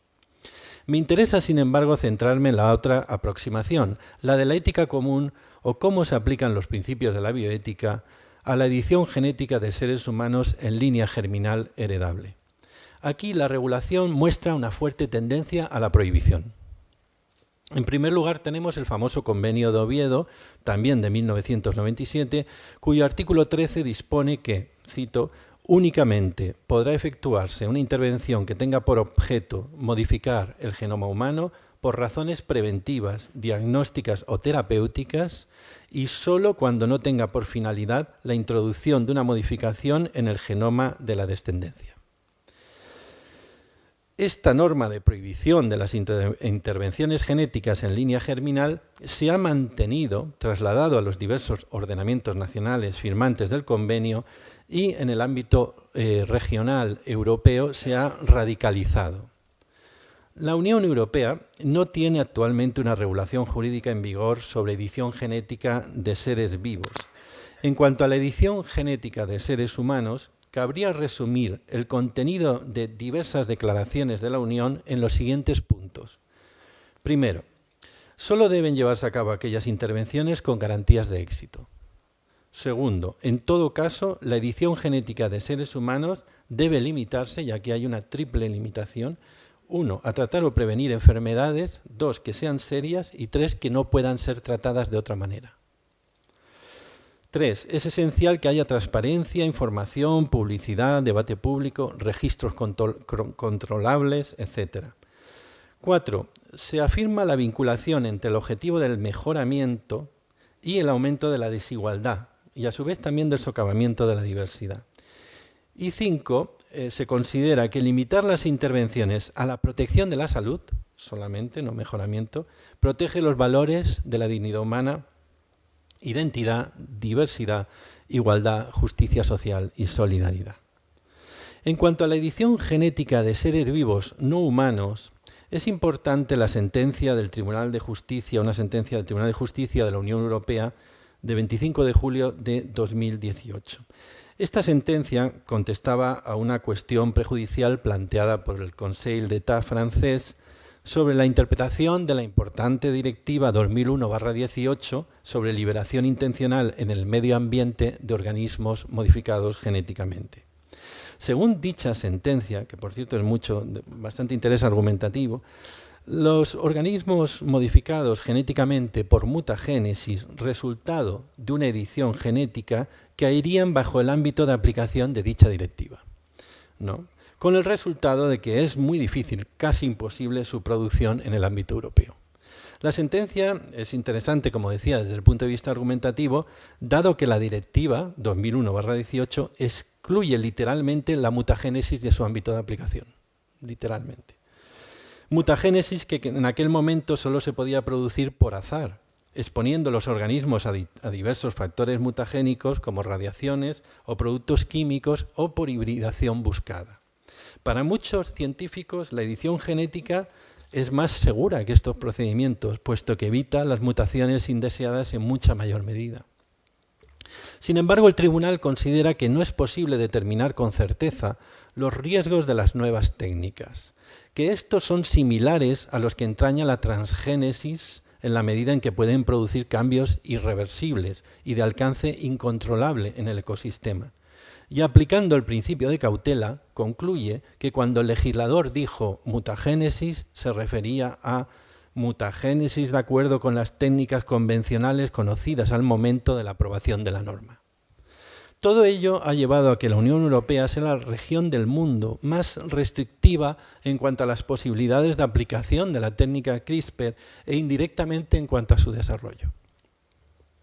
Vinculadas a la edición genética de seres humanos en línea germinal, hay que destacar a dos instituciones globales. El Comité Internacional sobre el Uso Clínico de la Edición del Genoma Humano Germinal, que está integrado por las Academias Norteamericanas de Ciencias y de Medicina junto con la Royal Society, y el Comité Asesor de Expertos de la Organización Mundial de la Salud. Ambos organismos emiten frecuentes declaraciones y con una gran coincidencia de contenidos. En marzo de este mismo año, las conclusiones obtenidas en la tercera cumbre sobre la edición genética de seres humanos, recordemos que en la segunda cumbre fue donde Jian Kou-i anunció el nacimiento de los dos primeros seres humanos editados genéticamente. Decía que las conclusiones de esta cumbre pueden resumirse del siguiente modo y son muy representativas del panorama de lo que piensan los científicos al respecto. En cuanto a la edición somática del genoma humano, se destacan los grandes progresos que se han hecho en la técnica. El potencial terapéutico enorme, dicen. Los costes extremadamente altos, que señalaba Sabrina. La necesidad de un compromiso global para favorecer un acceso equitativo a estas terapias y que estas terapias podrían ayudar a los sistemas nacionales de salud a cumplir con sus objetivos. Por todo ello se concluye en la necesidad de una fuerte financiación para investigación y desarrollo. B. En cuanto a la edición germinal del genoma humano, la investigación con embriones humanos no orientada a la reproducción debe continuar.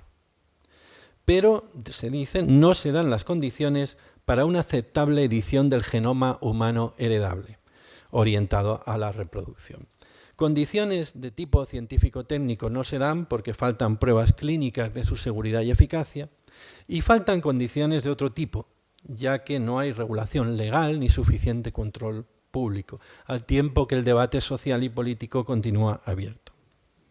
Pues bien, a mi juicio, cuando se resuelvan los problemas de seguridad en el nivel científico y técnico con respecto a la edición genética de seres humanos en línea germinal, cabría aplicar un principio de paternalismo justificado, dada la imposibilidad total de los futuros seres para consentir sobre las intervenciones en su genoma. De acuerdo con este principio, y en línea con lo ya señalado por Atienza, estarían justificadas aquellas modificaciones orientadas a la eliminación de mutaciones expresivas de enfermedades monogénicas y la prevención de enfermedades multifactoriales o la reducción de riesgos de la misma. Y algunas intervenciones de refuerzo de capacidades, aquí sigo a mis compañeros Atienza y Miseri, aunque no estoy muy seguro de ello, memoria, inteligencia, fuerza, resistencia, años de vida, en razón de que estarían vinculadas en cierto grado a la protección de bienes primarios o garantía de la satisfacción de necesidades básicas. Pero no estarían justificadas las mejoras orientadas a situar en posiciones competitivas sociales ventajosas, más allá de lo que se acaba de señalar. El alcance y límite de este paternalismo intergeneracional justificado depende de que quepa suponer igualmente que las generaciones futuras darían su consentimiento hipotético a esta intervención deliberada en su genoma. Podemos pensar aquí en una ampliación de la posición original rawlsiana de los descendientes.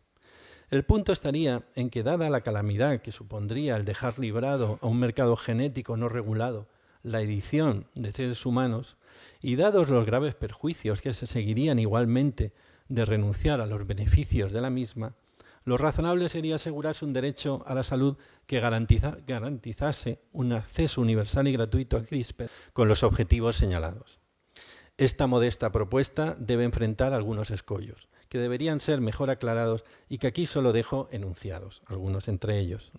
Primero, dilucidar el concepto de enfermedad, base de la noción de tratamiento y que estaría en el núcleo de lo permisible. Para ello es necesario manejar una concepción biomédica de enfermedad. Segundo, vinculado a lo anterior, es necesario superar el constructivismo social en esta materia. Algunas de las apelaciones de la regulación a la protección de la diversidad pueden entenderse de modo que hacen imposible la universalización de los beneficios de la edición genética. Tercero, construir una doctrina jurídica de la responsabilidad que se ajuste a la generación de linajes humanos. Y 4, evitar escaladas competitivas de mejoras basadas en una concepción injustificadamente amplia de necesidades básicas. Permítanme que termine recordando un viejo adagio latino de Hermogeniano, que reza así: Hominum causa omne jus constitutum sit. Esto es, todo el derecho se constituye por la causa del hombre. Y por ello, en conclusión, ningún derecho razonable puede conspirar contra la humanidad. Muchas gracias. Tienen la palabra los participantes en la mesa si queréis señalar algo en primer lugar y si no... Yo sí, pero... Mi primera pregunta es para Sabrina. No sé, Macario, las hago las dos a la vez y es una también para Francis. La pregunta es con respecto, me sorprendió mucho lo de los costes, ¿no? Y la pregunta es, ¿cuál es la, si conoces, la razón de esos costes? Por ejemplo, algún recurso es muy escaso o es algo que es una cuestión de escalable, de escalabilidad, ¿no? Que ahora muy pocos lo pueden hacer, pero podrían hacerlo mucho. Yo, por ejemplo, me hice el test de ADN para ver, ¿no? Eso que antes era carísimo, ahora está a 100 euros, ¿no? Entonces, digamos, es una cuestión de este momento, esta coyuntura en particular. Y la otra pregunta para Wolf era... tú nos decías, ¿no?, que había que la vida que contaba o que había que tener en cuenta era la de la persona. Y pensaba mucho en Singer. ¿Cómo es tu concepción de la persona y especialmente el de los casos marginales, ¿no? Estos seres humanos en situaciones que algunos consideran que no es una vida digna. Esas son mis preguntas. Gracias. Muy bien. Pues creo que sí, que es una cuestión del momento. Hacer edición genética con CRISPR es muy barato y esa es una de las razones principales por las que se utiliza CRISPR prácticamente en todos los laboratorios de biología actualmente, porque es una herramienta barata, simple, fácil de utilizar. Ahora bien, la terapia génica con CRISPR o con cualquier tecnología es cara porque conlleva una serie de pasos, como el ejemplo claro de Victoria Gray, en el que hay que extraer las células, hay que someterla a un tratamiento de quimioterapia, que significa semanas de estancia hospitalaria. Es decir, que es lo que conlleva más el procedimiento de terapia génica que el uso de la edición genética como tal. También hay que tener en cuenta que esto actualmente lo hacen muy pocas empresas biotecnológicas o farmacéuticas, y que yo seguro que en muy poco tiempo veremos cómo esto lo hacen muchas más y se abarata muchísimo. Yo creo que vamos a ver en muy poco tiempo el abaratamiento de los tratamientos con CRISPR en clínica, seguro. Bien, el problema de los casos llamados marginales por Singer es dentro de la concepción puramente consecuencialista de la ética en particular, y el concepto de persona que yo he tocado es puramente kantiano, o sea, no es una ética consecuencialista, sino deontológica. Bien, primer aspecto de la respuesta. La otra cosa, para ser un poco más concreto, no, porque la consideración de casos marginales lleva a Singer a defender la idea que, por ejemplo, un perro en buena salud tiene más valor que un abuelo como yo, un poco malito. Bon. Pero es puramente un raciocinio que no tiene nada que ver con la idea de la humanidad como comunidad moral. O sea, entonces yo no voy a decir que no hay problemas dentro de esa concepción más o menos kantiana de la persona, porque obviamente hay casos que son complicados ¿cómo se llaman las personas, por ejemplo, que son totalmente dependientes, etc. Bueno, eso no voy a decir, pero lo que podemos decir es que una persona que, un ser humano que es, vamos a decir,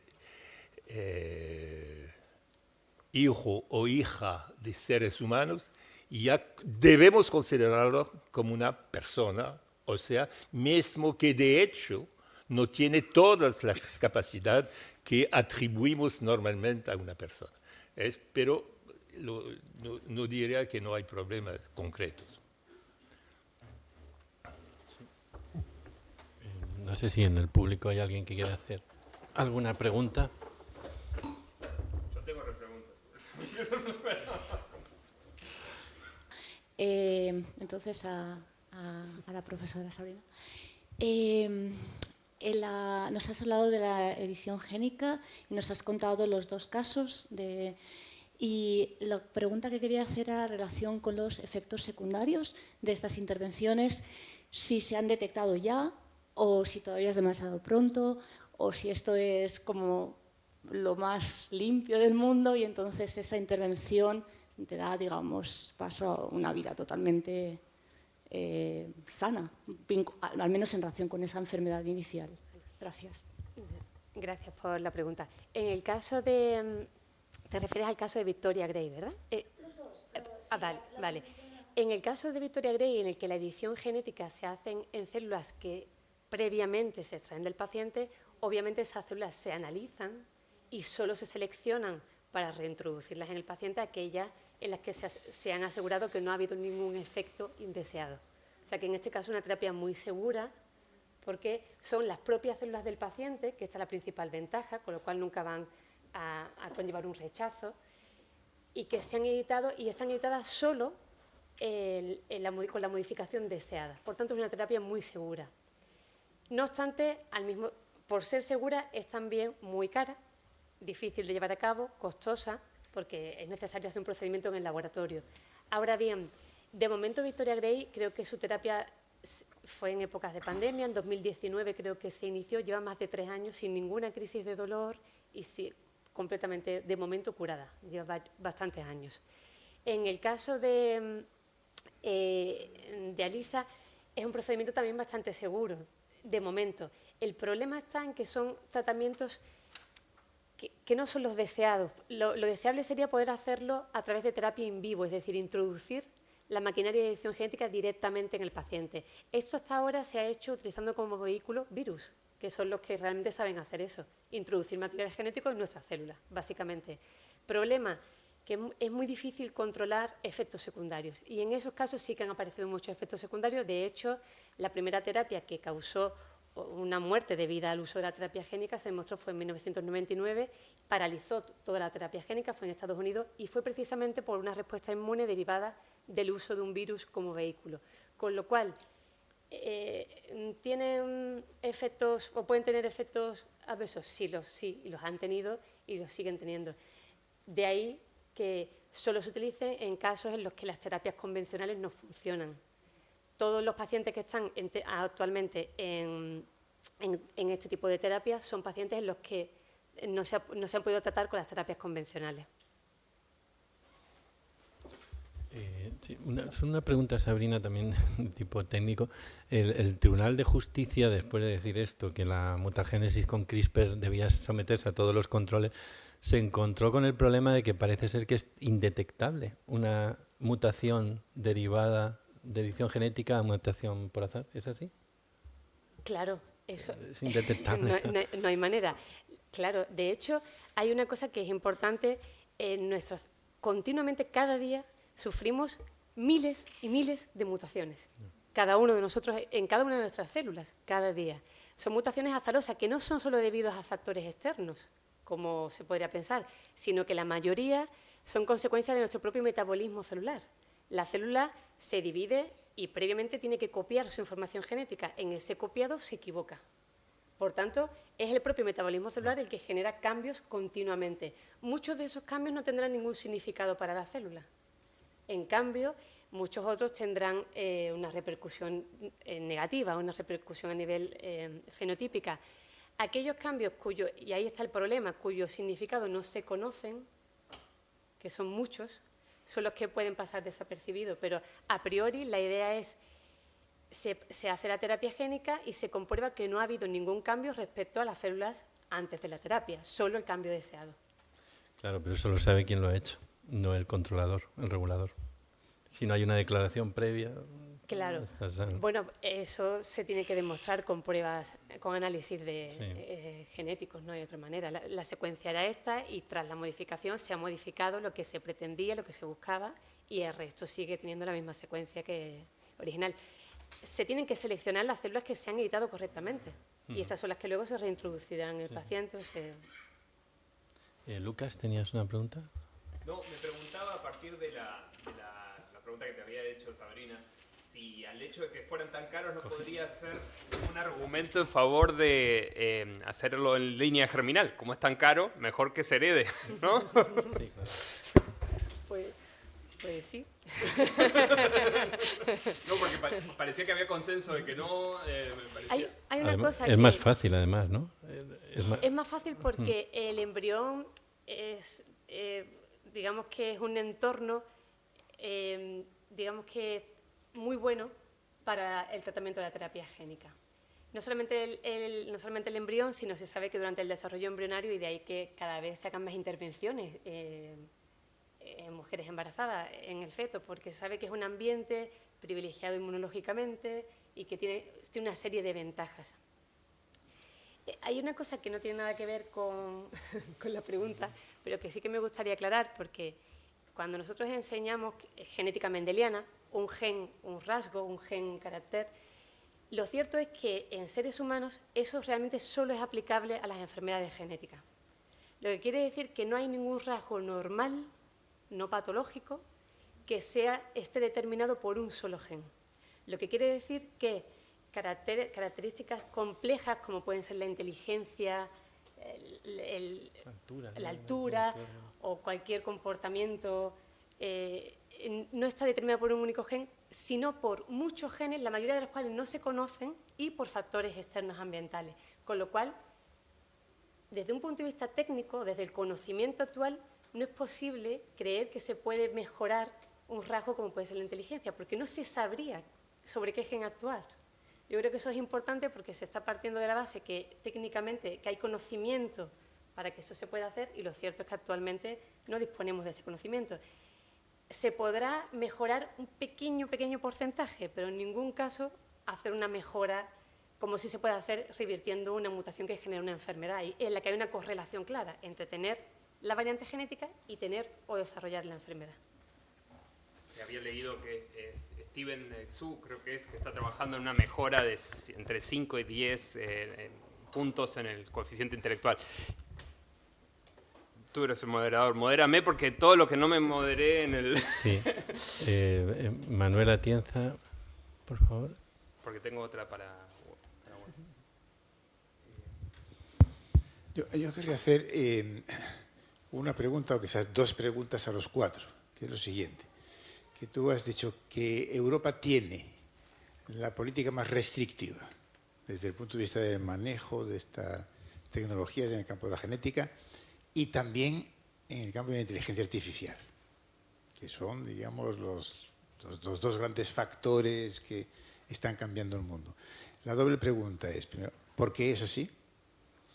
Y segundo, ¿qué consecuencias va a tener o puede tener?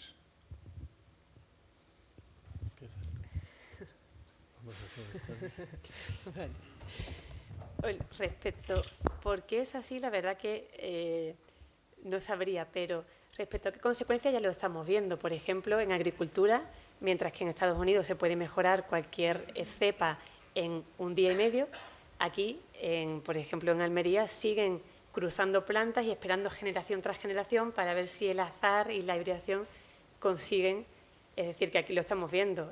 Va a haber una diferencia obvia porque es una cuestión de tiempo, claramente. Aquí se está permitiendo que la mutación llegue por azar o inducida con agentes mutágenos como las radiaciones, etcétera, mientras que en otros sitios se está introduciendo el cambio deseado, que es lo que aquí se busca con tiempo, básicamente. Respecto a por qué en Europa es más restrictiva, la verdad que no lo sé, pero yo entiendo que al final quien tenga la necesidad de un tratamiento una terapia génica basada en CRISPR para la cura de un hijo, si no puede hacerlo aquí, pues irá a hacerlo donde se pueda, o al menos lo intentará quien pueda hacerlo, y eso generará obviamente pues más desigualdad, supongo. He respondido primero a la segunda que a la primera. Sí, bueno, yo creo que hay una confluencia de dos factores. Uno es, digamos, que deja bien a Europa, la otro no tanto, ¿no? Me parece que en Europa hay una preocupación genuina también por la regulación de acuerdo con ciertos valores. O sea, sí que hay regulación de acuerdo a ciertos valores. O sea, creo que eso es genuino y que, por ejemplo, con respecto al problema chino, ¿no? Hay un contraste entre asumir una biopolítica utilitarista y el tema europeo.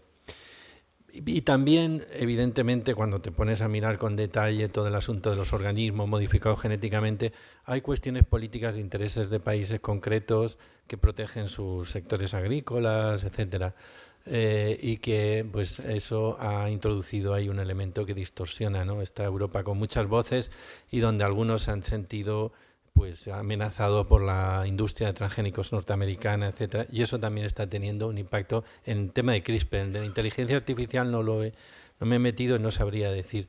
Y las consecuencias, todos los científicos lo dicen, el capital salta, o sea, esto huye, pero vamos, recientemente un científico que había hecho un avance ahí en un producto agrícola, etcétera, inmediatamente se va a Estados Unidos, pero inmediatamente, o sea, se van a Estados Unidos. Cuando hablas de Europa, hablas de la Unión Europea, no de la Europa.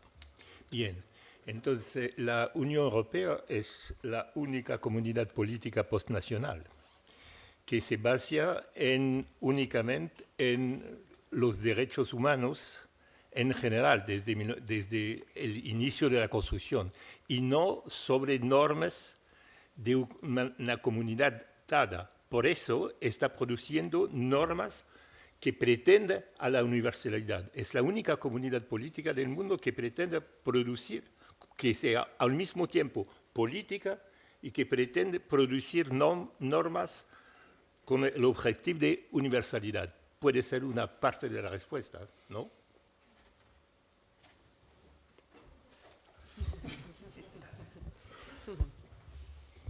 Me parece muy interesante la pregunta y le estoy dando vueltas porque no sé si se puede responder así, pero se me ocurre una cosa, el por qué es así, por qué es tan restrictiva por la historia reciente, ¿no? O sea, y sobre todo el rol que juega Alemania en la Unión Europea y el rol que juega Alemania, o sea, hoy no quise enumerar, pero las políticas eugenistas, digamos, hay palabras, de hecho este debate de Sloterdijk, un poco lo que te traía era eso, ¿no? Plantear alguna cosa con una experimentación en humanos, hay es una prohibición, la gente quitándose las vestiduras porque digamos, las heridas son muy recientes, ¿no? Aunque el resto de los países del mundo hayan hecho cosas también muy criticables, digamos, la herida a nivel mundial está más abierta, me parece. Uno piensa en eugenesia en su peor sentido y es el argumento ad Hitlerum, ¿no? Entonces, esa me parece que es parte de las razones por qué ese exceso en este problema en particular. ¿Y cuál sería la consecuencia? La que se me ocurre, la más simple, es llegar más tarde. Llegar más tarde. Y eso tiene una cosa mala y una cosa buena. Una cosa mala es Europa pierde su liderazgo mundial en muchos aspectos, y especialmente la inteligencia artificial creo que ya lo perdió, pero bueno. Pero tiene una cosa buena de una forma, digamos, que podríamos decir comunitarista de pensarlo, que es los errores en los experimentos, los riesgos, las vidas pagadas serán de China, serán de Estados Unidos, y cuando ya esté todo bien consolidado y sea más seguro, se aplicará aquí. Parece que esa es la consecuencia, digamos. Para Europa es eso. No sé, no suena muy moral, pero me parece que es uno de los escenarios posibles y de este retraso precautorio, ¿no? Había un par de palabras pedidas. Por favor, si podéis pasar el micrófono. Breves, tenemos 10 minutos, no. Muchísimas gracias. Doctora, una pregunta muy particular. ¿Hasta qué etapa del desarrollo embrionario se aplicarían los procedimientos que usted nos planteaba en el tema del discurso?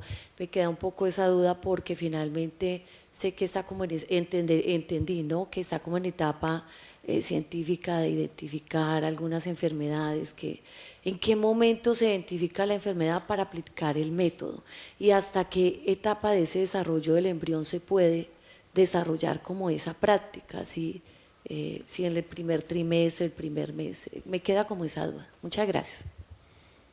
Gracias por la pregunta. Lo ideal sería poder hacerlo cuando el embrión, cuando es un cigoto, cuando tiene una única célula. Sería lo más fácil desde un punto de vista técnico, lo más seguro, lo más eficaz. Eso no sería posible. No, ¿por qué? Pues porque básicamente es necesario primero generar el embrión, analizarlo previamente y posteriormente editarlo. Lo que se suele hacer, o lo que entiendo que se hace, es esperar 2-3 días, cuando el embrión cuenta con unas 8 células aproximadamente. Cuando tiene 8 células se extrae una, que es la que se analiza, el embrión mientras se conserva congelado, y a partir de ahí es cuando se haría la modificación genética, que se debe de hacer en todas y cada una de las células del embrión. Es decir, que si cuenta con 7 células, tiene que hacerse en esas 7 células. ¿Cuál es el problema? Que nunca se podrán analizar esas 7 células si se han modificado correctamente, porque eso supondría que el embrión desapareciera, claro. Entonces, lo que se hará posteriormente es permitir que crezca un poco más y se analizarán un conjunto pequeño de células. Pero en ningún caso nunca se podrá analizar el embrión completo. Lo que se hace es que se permite que crezca un poco más en la placa de Petri, posteriormente se implanta. Se tiene que implantar antes de las 2 semanas, que es cuando ocurre de manera natural la implantación, y a partir de ahí se harán diversos estudios de un conjunto, una pequeña población de células. Es decir, que nunca realmente se podrá estar seguro que se han editado todas las células del embrión y que todas se han editado correctamente, porque nunca se podrán analizar todas las células, obviamente. Pero eso se debe hacer en etapas muy tempranas del desarrollo embrionario, los primeros días de desarrollo embrionario. Muchas gracias, Sabrina. Sí, 2 palabras y ya. Aquí, allí y luego. Gracias, ¿qué tal? La pregunta es en general, al que quiera responder, y es una pregunta un poco hipotética con relación al tema de las mejoras. Supongamos que el ejército de Estados Unidos hace muchos años tuvo ya digamos, en el desarrollo durante muchos años. Hoy ya tiene la posibilidad de hacer estas mejoras genéticas que nos decía la doctora que, digamos, en inteligencia o superfuerza, etcétera, actualmente no son posibles. Como tenemos el avance de la tecnología, es muy probable que pronto sean posibles, ¿no? Tenemos muchos ejemplos. En ese caso hipotético, ¿cuál sería su postura, digamos, aterrizando un poco la pregunta en cuestión militar, ¿no? En esta mejora genética en soldados, literalmente? Si los consultaran a ustedes el día de hoy diciendo ya tenemos estas mejoras, ya tenemos un grupo de soldados, ¿qué debemos hacer para que no se salga de control? Digamos, ¿cuál sería su consejo? Yo me le animo, ¿eh? Mientras van precalentando. Siempre que pasa que se desarrolla una tecnología, muchas veces el primer uso es el militar. Y me acuerdo que cuando a mí me apasionaban estos problemas así relacionados al transhumanismo, siempre me imaginaba, no, porque los ricos se van a mejorar, no sé qué. Y alguien planteó en una charla TED, no, puede que mejoren a los pobres para que no necesiten dormir para trabajar, ¿no? Bueno, puede ser algo así, ¿no? Que necesiten dormir menos, entonces tienes un militar, por ejemplo, los Marines tienen que, no sé, un sistema que les permite dormir menos de 4 horas y estar activos y fuertes. Bueno, si eso se pudiera hacer genéticamente, tú me dirás si estoy diciendo una estupidez, pero si se pudiera hacer, probablemente ya está hecho. Y eso que va a generar una desigualdad muy grande, pero claro, siempre y cuando se llegue a ese conflicto armado. Yo creo que ese tipo de prácticas en los criterios que daba Macario implican instrumentalizar a la persona y no necesariamente con algo positivo. Yo creo que mejora, lo que malamente traté de expresar es que la idea de mejora implica un valor, una valoración, un ideal. Entonces, claro, ¿en qué sentido eso es una mejora? Me parece que hay algo valorativo ahí que no está. Por lo cual habría que tratar de restringirlo, pero que se va a hacer y probablemente ya se esté haciendo. Gracias. Bueno, Jennifer Doudna, la principal preocupación que dice tener ahora es trabajar con el Pentágono, pero más bien en herramientas de defensa biológica contra no soldados grandes, sino muy pequeñitos, es decir, contra virus diseñados genéticamente que pudieran desatar. Pero eso es una preocupación genuina que ella tiene, porque y claro, el genio está fuera de la botella y entonces hay que ver ahí... pero vamos, no tengo mucho más que decir sobre esto, pero que el problema es tan real y está tan planteado como que la principal diseñadora de la técnica sostiene esto, que es su principal preocupación. ¿Quieres decir, añadir algo? Bueno, desde mi punto de vista yo creo que soy bastante más restrictiva de lo que he oído. Yo creo que en principio solo se tendría que poder aplicar con fines terapéuticos. Esa es mi idea, al menos de momento. Muy bien, y la última palabra, Yoval. Gracias, buenas noches. Bueno, agradezco la ilustrativo seminario que se nos está dando y tengo dos preguntas, una para la doctora Sabrina y otra que ya bien la pueden responder indistintamente o conjuntamente el profesor Lucas y el profesor Macario. La primera pregunta, profesora Sabrina, es respecto al experimento del investigador Ji Hyun-ki y también respecto a Lulu y Nana. Al haberse practicado, entiendo yo, salvo que esté equivocado, esta técnica sobre embriones en estado embrionario para que pues ellas no puedan contagiarse del SIDA, entiendo que esto le ha llevado a que esa afectación o esa afectación de su genoma también viene en línea germinal. O sea, la descendencia que ellas puedan tener le va a afectar a sus hijos. Y si es así, quisiera que me confirme si es que efectivamente es en línea germinal y si es que fuera así también actualmente, ¿cuál es el control que se le está dando a estas dos niñas? Porque ya para la fecha deberían tener aproximadamente 4 años, si no me equivoco. ¿No? Esa es una pregunta para la doctora. Y la que quiero que, bueno, tal vez me la puedan responder los profesores. ¿Qué legislación conviene más en este estado de cosas de la edición genética? Si hablaríamos de una legislación nacional, o sea que cada país establezca una legislación en los términos que fuere, prohibitiva, regulativa, mixta, como fuere, o si convendría más una legislación comunitaria en función de la experiencia que tenemos con la clonación humana, toda vez de que, como bien se sabe, la clonación humana es una técnica que está prohibida en casi todos los países, digo casi porque pues, ya hay legislación al respecto. Sin embargo, hay lugares, países donde no se lleva a cabo, donde no se prohíbe. Y parto a partir de experiencias que se dieron en la década del año 2000 a 2010. Surgieron experimentos a partir de diciembre del año 2002, por ejemplo, con la secta, bueno, digo secta porque así le decían en Perú, de los raelianos, que anunciaron el nacimiento de Eva, precisamente le llamaron Eva, curiosamente, a esta niña que sería la primera clon humano. Hablamos del 2002, o sea, para la fecha, si fuera cierto, tendría 20 años un clon caminando entre nosotros sin que lo sepamos. ¿Y dónde lo hicieron? En un país donde no dijeron el nombre, pero no estaba prohibida esa práctica de la clonación, a diferencia de Francia, Italia, por ejemplo, donde está prohibido. Y también, posteriormente, un médico chipriota como es Panayotis Savos, que reside en Estados Unidos, también incluso documentó sus experimentos a través de Discovery, de la clonación de embriones humanos, que eran, creo que me parece que eran como 7, de las cuales habían 3 que sí llegaban ya digamos, más exitoso y no se llegó a determinar finalmente qué pasó con esos embriones. Y en Italia, el médico Severino Antinori hacía lo propio, como que hubo una carrera entre quién clonaba primero un ser humano.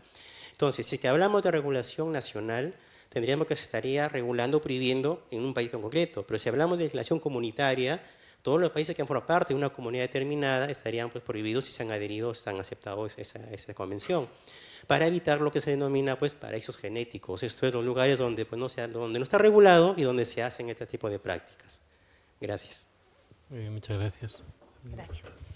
Respecto al procedimiento que se llevó a cabo, que llevó a cabo el investigador chino He Jiankui, el problema no está tanto en el hecho de la modificación que él pretendía llevar a cabo, porque su pretensión era modificar el gen presente en esas niñas para que tuvieran una versión que existe de manera natural y que confiere de forma natural a solo unos pocos individuos del norte de Europa, fundamentalmente, la inmunidad frente al virus del SIDA, con lo cual a priori no era inventarse una nueva variante genética, sino simplemente modificarla para que tuvieran esa variante y fueran inmunes.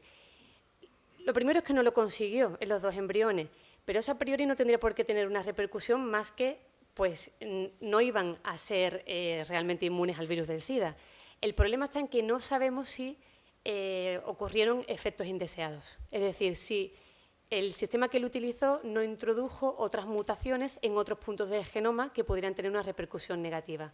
Ese es el problema, que no se sabe. Además, él utilizó una técnica que en ese momento, desde luego, no era lo suficientemente eficaz ni segura como para el uso que él le dio. Por tanto, sobre todo son esos errores indeseados los que pueden comprometer el estado de salud de esas niñas. Respecto a qué conocemos, nada, prácticamente nada.